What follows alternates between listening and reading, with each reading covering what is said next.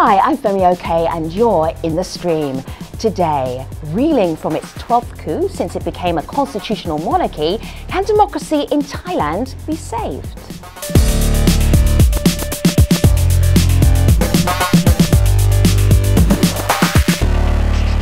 So in the past week, international networks like Al Jazeera, news networks in particular, haven't necessarily been broadcasting in Thailand. So this is going to be quite interesting because we have a conversation about Thailand that some of our Thai community may or may not be able to see.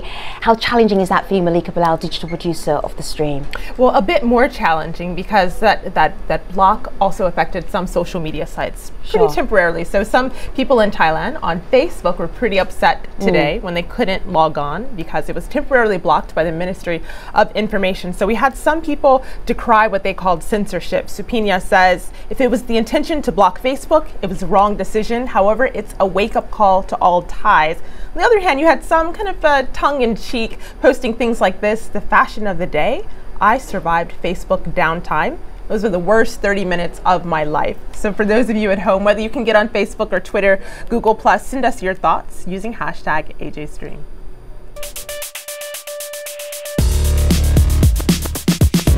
My name is Pindile Dlamini. I'm a social activist and I'm in the stream. Last week, General Prayut Chan-o-cha suspended the constitution and appointed himself Prime Minister of Thailand, ushering in the country's 12th successful coup since 1932. The move comes amid political deadlock, with anti-government protesters demanding that the elected government resign and make way for an appointed council to take over. The elected Pheu Thai party offered to hold new elections to appease anti-government protesters, but the opposition Democrat Party refused to take part in the February election to resolve the crisis. So fast forward to last week, and it was at this point that the military stepped in. Dozens of activists, intellectuals, government officials and even opposition figures have been detained under martial law. Now, back in December, we tackled the political crisis in Thailand when anti-government protesters were initially demanding the resignation of the then Prime Minister Yingluck Shinawatra. Here's a segment from that debate. Have a listen.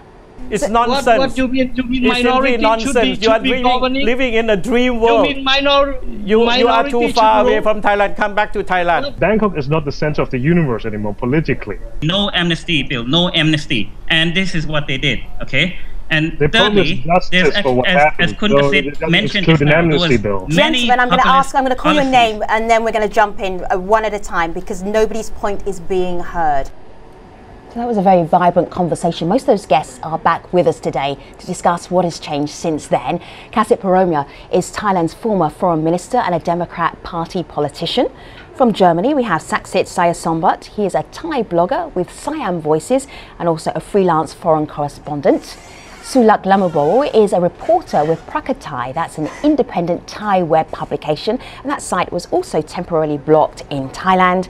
And Kuson Sintusing was an anti-government protester who now supports the military takeover of power. So welcome to the stream, everybody. Sulak, I just want to start with you. Can you give us a little snapshot of what it's like under martial law in Thailand right now from your perspective? Well, right now, besides the curfew imposed that's, being felt by everyone, it's, there's also a lot of media censorship going on. Editors of at least 80 newspapers have been summoned and at least 14 international news broadcasts have been blocked by the cable service providers. I mean, a lot of us cannot access to news and information, and as your host earlier said today that Facebook was temporarily closed down, and I don't think that this is going to stay shortly. We're going to be in this moment for quite a long time. Because that's one perspective. From your perspective, what's changed in the last week? Well, I think the lack of freedom through the media and so on. But otherwise, the life in Bangkok is quite normal. It's very heavy traffic jam as usual. Normal life, traffic jams. Malika Bilal, what are we getting from our online community? Well, there's a little bit more of the same. We actually got this from a resident of Thailand. Farron tweets in, pre-coup, 26 killed, including children, this person writes. Almost 800 injured approximately. Daily grenades and shootings. Post-coup, none of the above. Seksit, of course, you are not in Thailand right now, but from what you're hearing from your friends and family members who are, is this the same sentiment that they're getting, that now that the military takeover has happened, things have gone back to normal? Well, Malika, of course, it always depends who you're talking to. I mean, people that have been against this government, they are very happy about the coup that has happened today. Those that were supporters of the government that has been toppled, of course, they're not happy about that. And the problem is not so much that the violence that we have seen in the past few months and the political turbulence. It's more like that after this military coup, Thailand's political problems have been exacerbated. If a military coup is something like a declaration of bankruptcy, now the military is the basically liquidator, and I'm not sure if they're a good liquidator about this. So, Saksit, just to go on that theme there, how do the military actually run Thailand right now? Are they in all of the ministries? Are they running the schools? Are they running the garbage collection? I'm just trying to get that sense of how life is still fairly normal. Well, I wouldn't be surprised if they take over the garbage collection as well. But right now we have the Senate, which is the upper chamber, that is gone. So basically the military junta is now in control of the executive and the legislative. There's a new administrative structure which are overseeing all the ministries. There's an advisory board full of militaries now standing next to the head of the military junta. So basically it's very much a mix of military generals and technocrats right now that are running the country. And what we are going to see ahead, we don't know yet, probably more of the same. So, Kasib, a couple of months ago, you were very anti the current administration. You felt that it was time for them to go. They have now gone. Was this the scenario that you imagined? No, I didn't think so. I thought that the masses of the people, the protesters, would be able to push the government out and at the same time to start the reform process. I thought that the government would somehow succumb to the wishes of the people for a political reform of Thailand and to start anew. But military intervention was not in my thought at that time. Sulak. Yeah, I'm just saying that, you know, because Ghazi was saying that the PDRC was trying to, you know, protest against the government and he didn't expect the coup, but in fact the government already dissolved the parliament and they already held new elections, but they were obstructed by the anti-government protesters, which I think, you know, the main reasons that brought us to this point. And also the PDRC leader have openly many times called for, you know, military intervention. Malika, I said it might be 5 or 6 minutes before we hear the name of Thaksin Shinawatra. He's a former Prime Minister for Thailand. So it's about 7 minutes, Mark. So I was just off a little bit. What's the community saying? Well, online, what we're seeing is pretty divided. And yet, we see tweets like this. This is someone who says, actually, it's not divided. The army has 90% of support to uproot criminals and puppets, this person says, which destroyed the Thai economy and bankrupted the government. But Kasit, I actually want you to have a look at this next tweet from Ramiz. So following up on what the military has done, Ramiz says the government or the military really needs to come up with a roadmap. Amid all the mess, the voice of the common Thai person has gone missing. So Kasit, what is that roadmap? What does it look like? Could you describe that for our international audience of what comes next? Well, let me paint you a short picture. I think for the democratization process of Thailand, the past, say, 80 years, has undergone maybe 3 major phases. First, to overcome ideological conflict, namely the spread of communism in the 1950s right up to the middle of 1980s. And from the 1980s, it's getting rid of military government or militarism. And by, I think, middle of the 1990s, we thought that we would have democracy in place. But the going away of the military authority was being replaced by the money politics. I think businessmen entered politics, started political parties, and politics became quite corrupted, which led to many of the street protests starting, I think, at the beginning, 6-7 years ago with the yellow shirts, then the white mask, and some intervention and so on. Until we have I'm just going to mention the yellow shirts and the red shirts because I know they will come up in our conversation. So the yellow shirts are the Democrat Party, which is your party, and then we also have the red shirts, which are supporters of Thaksin Shinawatra and also Yingluck Shinawatra, who followed after him, and they have won pretty much every election that they've actually contested. So we've got red shirts and yellow shirts, and let me just briefly say yellow shirts are considered to be quite elite, the elite party, and the red shirts are considered to be more of a rural proletariat kind of party. So just so that people who are watching internationally understand this. But what does this say about democracy in Thailand? What was the point that you were heading towards? Does it mean that we're not there yet, that we don't have stable democracy that can't be overtaken by the military? I think we have had all the fabrics of democracy. We have all the independent institutions, political parties, the independent courts, the rules of law, freedom of expression, and so on. This but only up until a certain point, Kasik, because now you're sitting under martial law. Right now you have a curfew. You can't go out for a couple of hours. Yes, but I think the movements toward the full or mature democratization was being impeded by various illiberal elements inside the Thai society. And I mentioned at the beginning there were the military side of it. Then then came the money politics. Businessmen starting political parties, and they became illiberal. And then that has led to street protests. All right, so take a breath for a moment. Let's go back to our community. Well, you mentioned democracy and what this means. Sulak, we got this video comment from someone from Thailand. Have a look at this.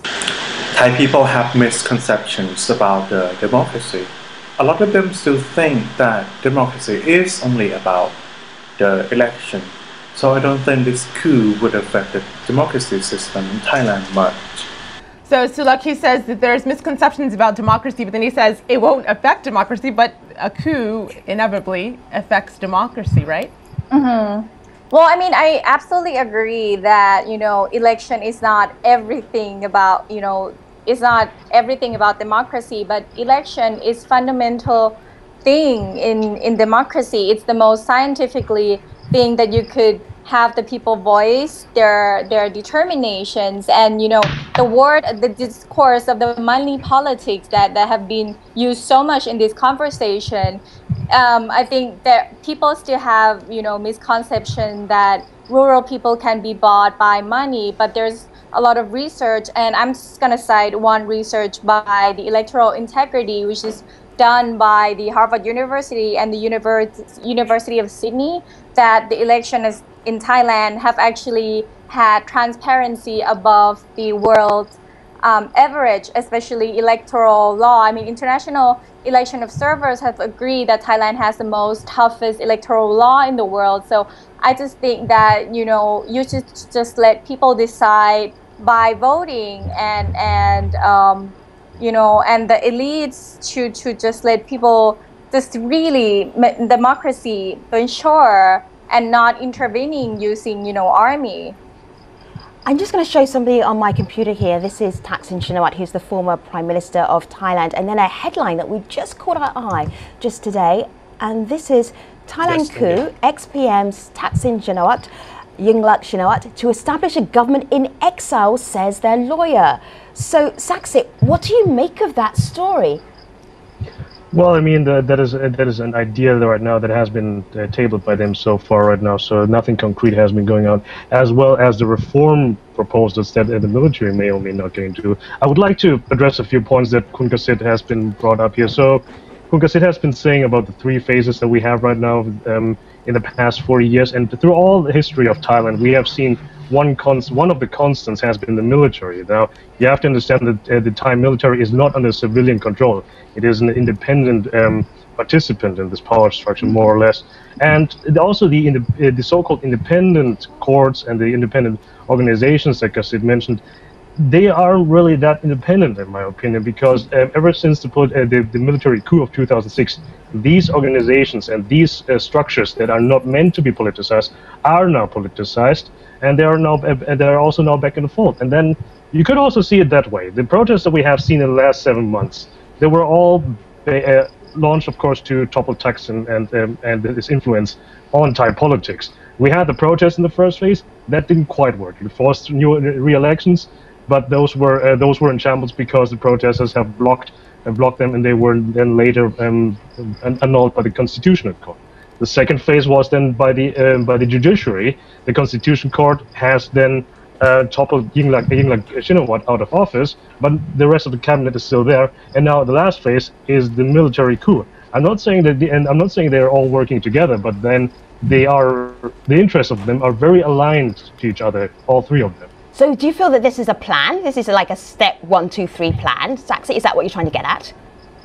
Well, I'm not saying that they are now in the cahoots with each other at the same time, but I'm saying that there is a huge overlap of interest with all three of them. Sure. I'm just interested, Kasit, on how much you talk to the military. Do you have a relationship with them? Does the opposition party have a relationship with them? Do you work with them? They have a lot of control. Well, when we were in the government, and then we have to control them as much as possible. How do you do that? And, well, I think we have to keep on insisting on the civilian dominance over the military. But that didn't go well this time, right? This time did not, because what are the reasons? That it goes back to what type of government you are.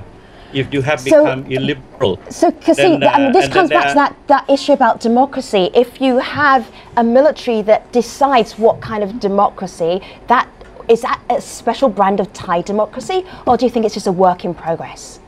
I think the military intervention is the end result of the failure of an open democratic system. Okay. When the open democratic system has become illiberal, then we see the military intervention, as in the case of Egypt, which has just happened a year ago, and military support by the Tunisian army to the civilian administration that brought about changes and so on. Right. So I think we are still in a democratization process where democracy is not mature.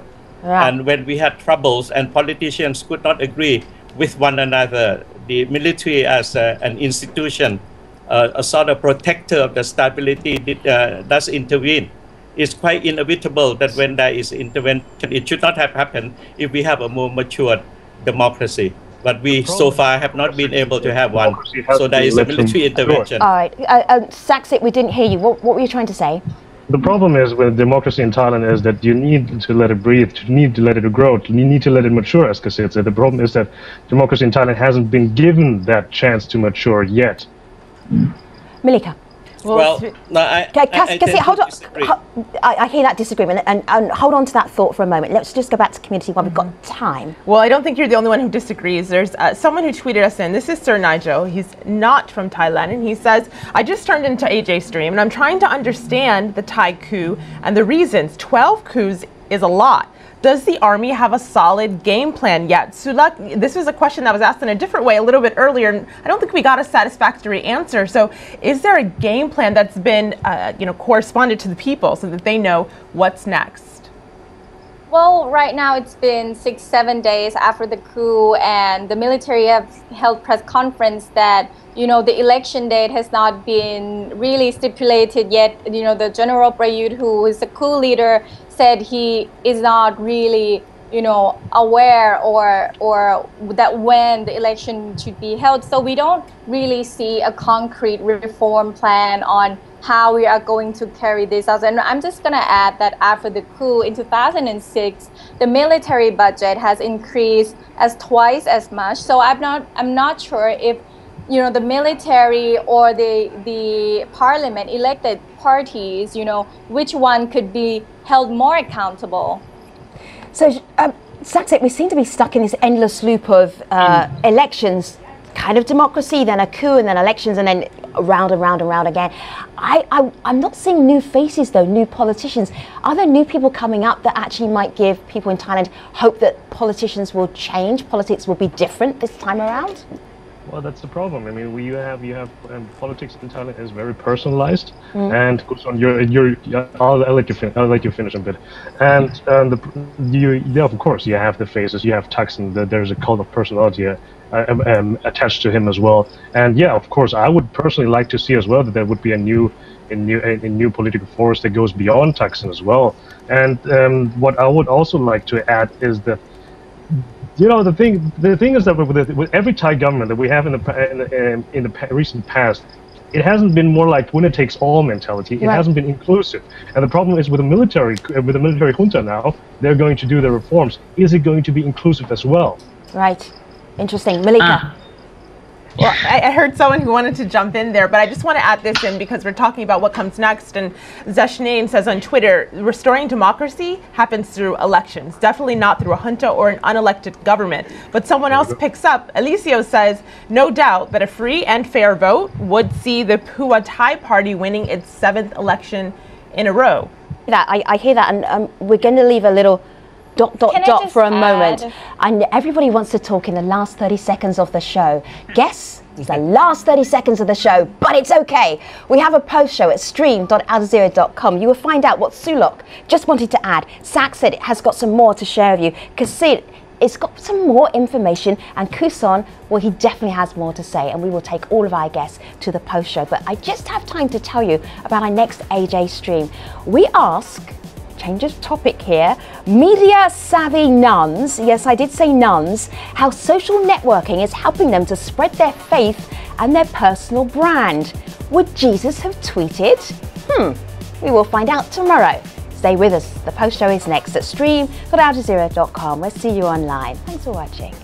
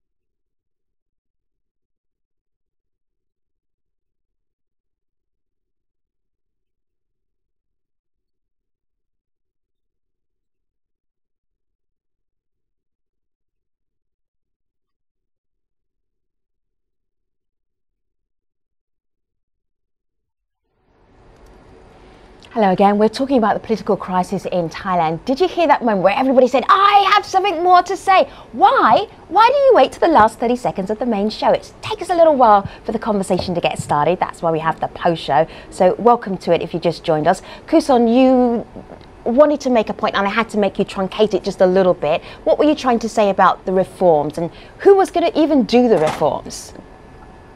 Okay, I just like to say that I think all of us, I think, really want a free and fair elections, and I think that's one of the most important things to have. And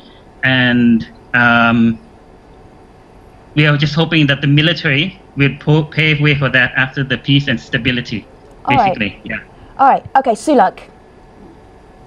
Yes, earlier, you know, people have been saying that, you know, this election is not clean and free and fair, but actually in 2007, the Democrat parties actually amended the election law that changed the constituency of the parties, and now he boycotted in the election that is implementing the law that he amended in 2007. So, you know, I'm not like really sure if the Democrat Party just really don't want to participate in the last election because they cannot win, and they were trying to bring Thailand to this deadlock. So are you asking that? Are you wondering that out loud? Because you know we have a guest right here that you could just ask that to directly, right? Well, if anyone would like to answer, I would like to hear that. Kasi, that question has your name all over it. Okay, I think we have to do a couple of things before the next election. First, to change the rules on political parties. I think they have to commit themselves to some sort of commitment to the policy measures, short of populism. Second, parties should not be a sort of a family or business owned. So there must be clarity on the functions and on the structure and on the financing of political parties. That would be one. Second, Thailand is too centralized in spite of the fact that we have elections and democratic practices and so on.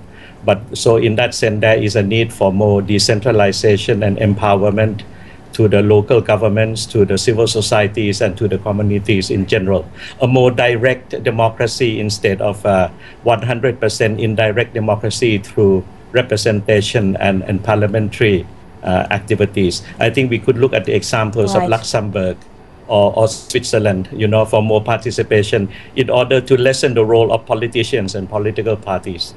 Wow. See, there's a couple of things I'm thinking here. One is that as you were speaking, Kasik, Kuson was putting his thumb up, so he was behind you on that. Less family participation, what would that have done for the Bush family in the United States or maybe the Gandhi family in India? So that's something that I was just thinking about. But also, who is going to do this? In Japan also. Yes, well, of course. I think now, if the people want certain personalities, how can you put it into law that they can't vote for the personalities who campaign? That's where I'm confused.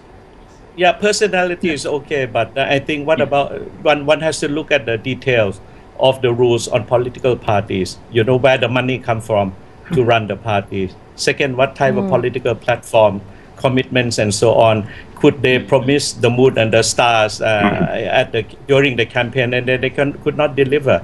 So there must be some constraint on the offers that political parties would have to give to the people. Right. And second, I think what we need is that there's some sort of punishment for political parties that say a lot of things during the campaign but could not deliver. My goodness, that would be half of the world. Half of the world would be punished. Half of the politicians in the whole world would be punished if they didn't deliver on their campaign promises. You've got a very high bar for your politicians in Thailand. Part of the reform. Would have to, because you have otherwise you in the United States you have the Occupy Wall Street, and in the whole Europe there is disillusion with politicians, political parties, so it's swing to the right at the moment. Right. Anti-politicians and so on. So there is a general disillusion with the bad behaviors of politicians all over the world. Well, we have to do something about it. I have to say the stream does programs about politicians maybe not delivering all of the time, and I think most of the world would not fit your high bar that you're setting for your own Thai politicians. Let's just take a pause for a moment because I want to bring Malika back in with the community. Well, I'm shifting gears here a little bit, just dipping into what people online are saying, and since we are hearing from Thai residents, Saksit, I want you to have a look at this tweet from Zashanane. She writes in about the Thai coup and its effects on southern Thailand. Thai coup curfew is viewed dimly in Thai South as Muslims and Buddhist communities there have lived in a constant cycle of curfews for decades. So in a lot of their conversations, Saksit, about Thailand, things focus on Bangkok. What about outside of Bangkok? What about the South? And is it fair to expect the government, any future government, or the military to address the concerns of people in the South? Well, Malika, you have to put something in context. What he's referring to here is that there's an ongoing insurgency in the southern, in the deep southern of Thailand going on for over 10 months, and there have been casualties in the thousands, or I think it's 5,000 now. And just as recently as last week, shortly after the coup, there has been a multiple explosions in a southern town. 10 explosions have happened, 3 people have been killed, and well, half of the city has been blacked out. So the thing is that there has been an ongoing effort by multiple governments trying to find a solution in the Deep South that hasn't been reached yet, and I don't know what's going to happen next. And if you allow me to address a couple of points that we've spoken here. So first off, Saksit, we're wrapping up the show, so make it the most important thing that you think our international audience really need to know, and that will be what you say next.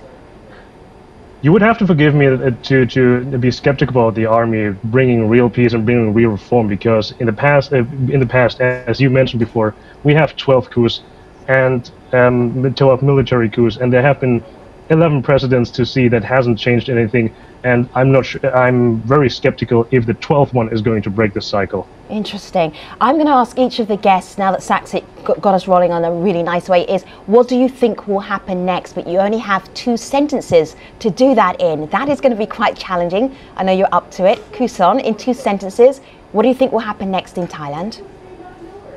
Okay, this will pave way for reforms, okay, for free and fair elections. And I'd like to say to Kun Thaksin, please stop political activities. Thailand will go astronomically forward, okay, without your intervention. Thank you. All right, Sulak, in 2 sentences, what do you think will happen next in Thailand? I'll just say we're heading towards more and more authoritarian rules like China. I'll just say 1 sentence. Wow, intriguing. Kasit, what next? The military must produce the reform. Without it, there will be more street protests against the military government. Wow, it's an intriguing conversation. We revisited it. I'm sure we're going to be talking about Thailand again. We're not over yet. But thank you very much to all of our guests for your time today. Kasit Paromya, Saksit Sayasombut, Suluk Lamabo, Kuson Sintu Singh, and our online community as well. Now, next subject. It couldn't be more different. We ask media-savvy nuns how social networking is helping them to spread their faith and their personal brand. Would Jesus have tweeted #TheRealJT? I don't know. We will find out tomorrow. Until then, see you online.